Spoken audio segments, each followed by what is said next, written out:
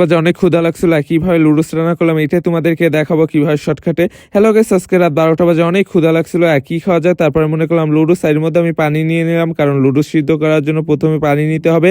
আর প্রথমে আমি এখান থেকে পানি নিয়ে নিলাম। আর রাতে এত ক্ষুধা লাগছে, তারপর কি শর্টকাটে একবার লুডুস রান্না করছি। আর তারপর চলে আসলাম একটা ডিম নিতে। এখানে এসে দেখি দুইটা ডিম, তারপরে একটা ডিম নিলাম এখান থেকে। আর ডিম নেওয়ার পরে, কারণ দুইটা ডিম নিলে কালকে মায়ের খেতে হবে সকালে, এর জন্য একটা ডিম নিয়ে নিলাম। আর প্রথমে একটা ডিম নেওয়ার পরে এক ডিমটা সিদ্ধ দিয়ে দিলাম। আর এর মধ্যে একটা কি যেন ফল পেলাম, এটা যেন কি যেন ফল।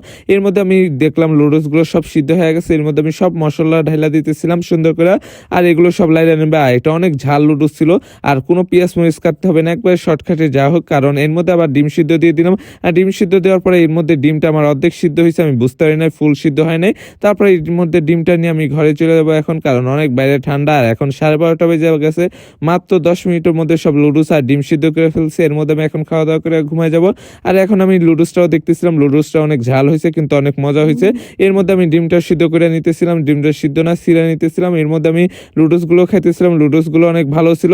তারপরের মধ্যে আমার খাওয়া দাওয়া শেষ, এখন আমি ঘুমায় যাবো। আর তোমরাও লাইক কমেন্ট শেয়ার করে ঘুমায় যাও।